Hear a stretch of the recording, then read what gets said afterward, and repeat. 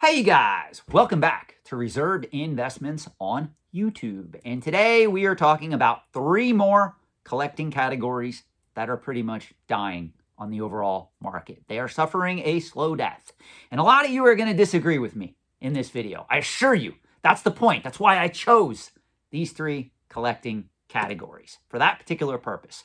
Now, full disclaimer, what I am saying here is if you're thinking of investing in these markets over the long term, with few exceptions, you should not be putting your money in these markets hoping that you are going to make a bankable return by buying a lot of these items, a lot of these markets that we're talking about today, because again, these markets are dying. Also, another disclaimer, every time I do a video like this, I have somebody that comes into the comment section of the video and tells me, Sean, you're dead wrong. I went to my local auction house. I went to a flea market. I went to a yard sale. I went to a garage sale. I bought these items and I was able to turn a substantial profit on eBay. Therefore, why are you lying to people? Well, again, if you buy anything at a low enough price, you can make a profit on it. I'm not saying there aren't collectors for these particular items. What I'm saying is, if you are an investor in the antiques and collectibles trade, these are markets that for the most part, you should ignore because there isn't strong demographics to show that these particular collecting categories that I'm going to be talking about in this video are going to be alive and going strong 5, 10, 15, 20 years from now. Which, if you're investing in the antiques and collectibles trade, you have to look for long-term collectability to make a profit. You need more younger collectors coming in that particular collecting category than that of people that are leaving that particular collecting category. When you see what we're going to be talking about today, you're going to understand that that's not really happening here. Another thing I do want to state before we get into the crux of this video, you cannot compare the top 1 to 5% of a collecting category with that of the bottom 95%. I'm going to use this as an example. If you guys watch this channel for any length of time, you know that I am not a fan of the U.S. stamp market. The U.S. stamp market has been in decline for literally over a decade now. And even third-party grading isn't even bringing it back from the edge. Now, that being said, the top 1 to 5% of the U.S. stamp market, where the inverted Jenny resides, that is the most expensive stamp ever sold in the history of the United States, where that market is, that's going strong. That market will always be going strong for probably the next couple of decades at least, if not more. The problem is, most people that collect stamps, they can't afford to play in that proverbial pond. They're in the bottom 95% of the market.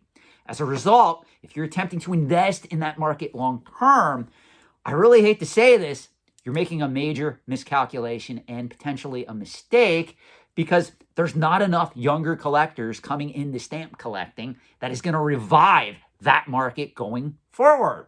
Or if we look at Pokemon, even if we look at rare coins, there are younger collectors coming into those markets en masse to the point where those markets are thriving. Comic books, Pokemon, Magic the Gathering, vintage toys, rare coins, currency, those markets have no problem right now. However, markets like stamps, markets like the 3 we're going to talk about today, there's issues there. So the first market we're going to discuss, and again, I don't know if this one's going to be that surprising because I mentioned it in passing, Schwinn bicycles. Now, if you don't know anything about the Schwinn Bicycle Company, let me give you a brief history lesson here. The Schwinn Bicycle Company was an American company that developed and manufactured bicycles under the same said brand name, Schwinn Bicycles, since 1895. Believe it or not, the Schwinn Bicycle Company was started in 1895. Now, if you really want to learn more about the Schwinn Bicycle Company, there are certain episodes of American Pickers where Mike and Frank really went to look at hardcore collections of Schwinn bicycles because there is some major collectability here, but not for the long term. You see, a lot of people that really got involved with collecting Schwinn bicycles remember the wonderful, incredible vintage lines from the 1950s and 60s. And of course, there are some people that collect the antique stuff, the stuff that was produced literally in the late 1800s, early 1900s. But overall, the brand really came into its own in the 1950s and the 1960s. Now, In the 1990s, in the early 2000s, when a lot of those collectors came of age, that they remember their first bicycle back in the 1950s and the 1960s, that market went gangbusters.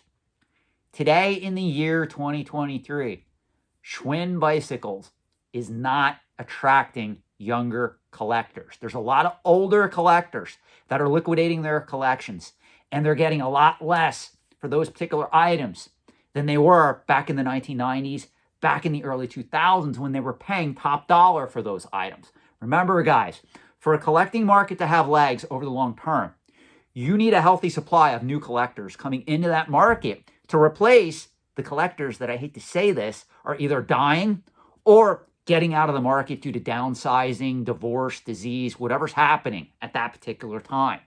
So this particular market is pretty much deader than a doornail. Now, for those unaware, in 1992, making matters worse, the Schwinn Bicycle Company went bankrupt. So in 1992, they were already pretty much wiped out. Now, I know what you're going to say to me. Sean, the brand still exists. I've seen Schwinn bicycles out there that were manufactured after 1992. You are correct, because another company bought the rights to the Schwinn bicycle name because it was so iconic. It is not related to the original brand name. For those of you that know Atari, Atari pretty much went bankrupt and went through several transitions. It's almost like that. Today, the parent holder of Atari is not related in any way, shape, or form with Nolan Bushnell, or even after Nolan Bushnell sold out, Warner Communications. Atari has been pretty much sliced and diced up so many ways since that particular time. That's why the company is so different today in the year 2023. The same thing, to a lesser extent, can be said about Schwinn bicycles. So if you're going to attempt to invest in this market, be very, very careful. There are very few of these bicycles that are going to have long-term collectability when we look out 10, 20, 30, 40 years. Okay? Next collecting category I want to talk about, and I'm going to pick a boring one for some of you guys, then I'm going to go into one that's going to surprise you. So the boring one that I'm going to talk about, that may not be boring for some of you, depending on how you relate to these items, is Pyrex. Pyrex was pretty much a brand of cookware made out of pretty much high-tempered glass. I guess that's one way to describe it. That was introduced by Corning in 1915. And since that particular time, pretty much everybody knows the brand Pyrex. And believe it or not, there are certain pieces of Pyrex that sell for tens of thousands of dollars on the secondary market. It's pretty much the market for vintage Pyrex that have some fancy graphics on them, or were part of a very rare vintage line that most of the pieces either got destroyed or some of the pieces are considered quote unquote rare. There are collectors that will go after them. Now, this is where you got to be careful. This is where you have to have common sense and critical thought. And both common sense and critical thought in the antiques and collectibles trade are, I'm sorry to say, sorely lacking. There's a lot of magazine publications out there like Country Living or Martha Stewart Living that will run articles about the collectability of some of these collecting categories like Pyrex.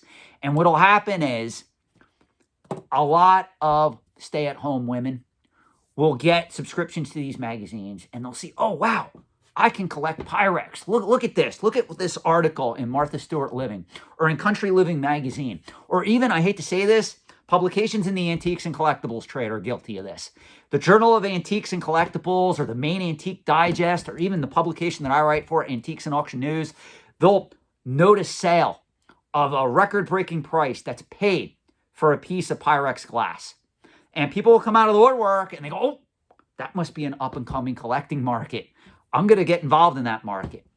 Unfortunately, guys, this market is pretty much dying.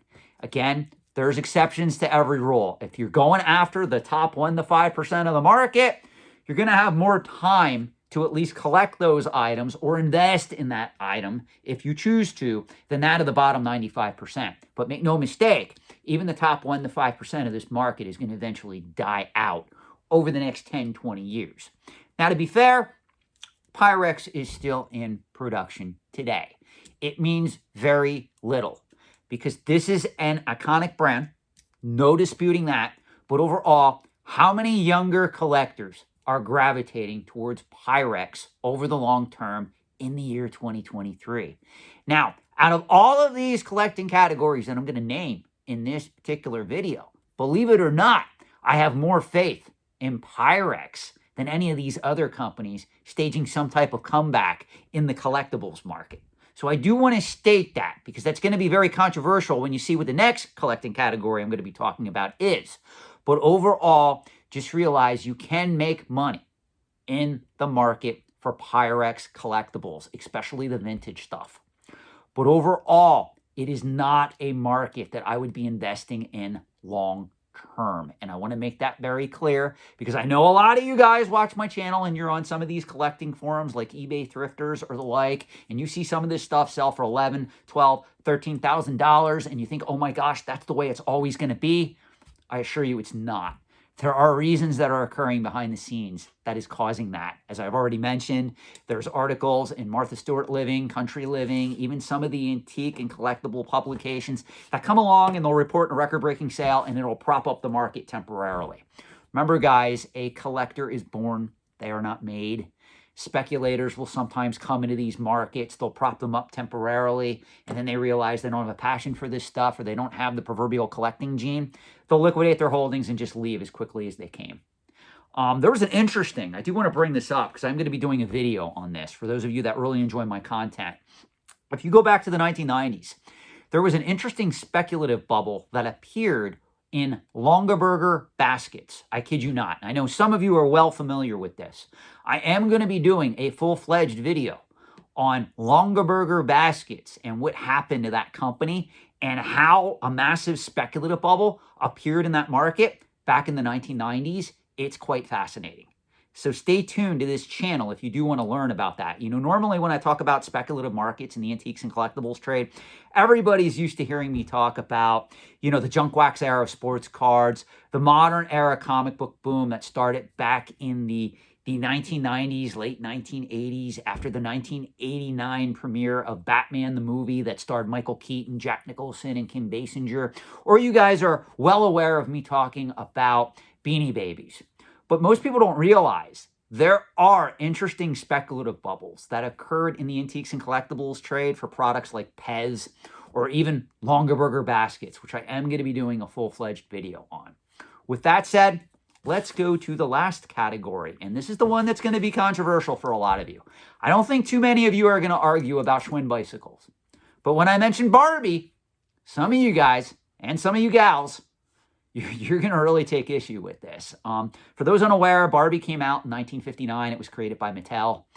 And in all honesty, in the year 2023, Barbie just does not have the lasting imprint that it had back in the 1970s, 80s, even the 1990s.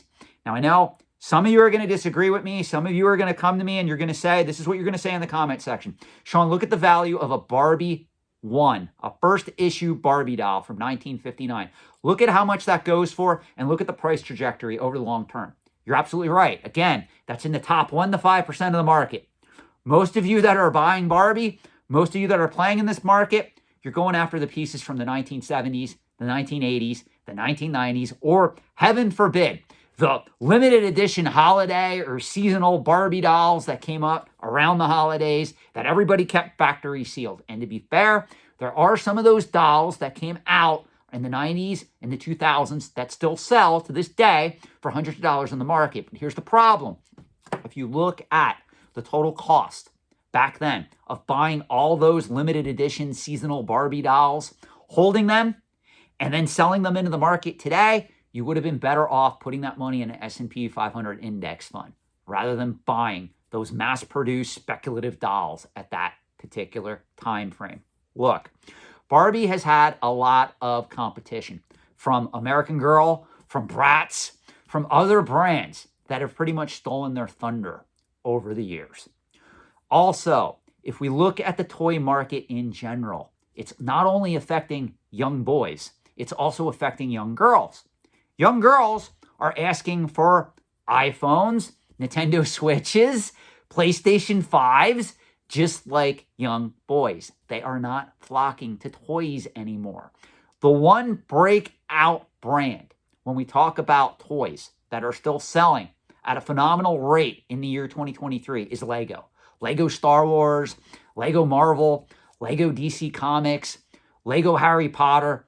Those particular toy brands have pretty much defied logic because most of the toy industry is in chaos at present time. You know, I don't know if you guys realize this. When Mattel, when Hasbro, when they release a new edition of a Star Wars toy or a Masters of the Universe toy, it's pretty much being consumed by adult consumers. People my age, people older than me, maybe people a little bit younger than me. But it's not being consumed by its core audience. Meaning younger children are not asking for action figures like they were back in the 1980s, like when I was growing up, when Masters of the Universe came out, or when Star Wars was on the toy shelves. Younger toy enthusiasts, younger children, they're not drawn to traditional toys like they were just 10 or 20 years ago. And the reason for that, guys, is again, you have the adoption of video games, you have iPads, you have iPhones, you have more high-profile electronics that are taking up their time, that parents are spending a lot more money on. You know, it used to be, you could go to the market. I mean, how much was a Star Wars figure? $2 or $3 back in the day. How much was a Masters of the Universe figure? $4 or $5. People could afford those particular items and they could buy a lot of them. They could buy the kid 10 figures and 2 play sets. And it would cost literally under $60. Well, today, if little Johnny or little Timmy or Kimmy, they want a Nintendo Switch or a PlayStation 5, how much are the parents going to spend? So that's really what is happening to the toy industry. And it's really sad because while we're on the subject of Mattel, while we're talking about Barbie, we can also talk about Masters of the Universe. Masters of the Universe originally came out in 1981, 1982. How many attempts has Mattel made to relaunch the brand? And this is where I get into heated discussions with diehards. You guys are really naive and stuck in your own nostalgia. Every attempt that Mattel has made to relaunch Masters of the Universe, even Hot Wheels, has pretty much failed. Those particular toy lines literally only last on store shelves for a very limited amount of time before ending up in the clearance bin. And who they sell to is people my age. It's people my age that resonate with Masters of the Universe. It's not people who are in there, you know, under the age of 10 or 12. They're not resonating with those toy lines. It's the same with Barbie. Barbie pretty much is an obsolete, iconic brand at present time. And if you don't believe me, Mattel is a publicly traded company. You can easily get a copy of the 10K report. And I think, if I want to recall, because I did actually a consulting on this where I had to be literally knowledgeable on this. So I remember these numbers. They still bounce around in my head. Back in 2020 or 2021, I think there is actually a blurb in their 10K report, their annual report, where they talk about how every attempt that they try to pretty much relaunch these brands almost fails. They end up losing money. Even the latest, if you go on Netflix, you can watch Masters of the Universe, the new animated series that they did. I think Kevin Smith, I think that he helped finance it and create it. It did not do as well as they expected. It's not bringing in younger audiences. So again, for a quick review, the 3 brands, the 3 collecting categories that you need to understand are pretty much dying out. Schwinn Bicycles, Pyrex, and Barbie. I don't make the rules, guys. I just report on them. Thanks for watching. Let me know your thoughts in the comment section below. I know this was a controversial video for some of you. And again, more new content will be coming soon.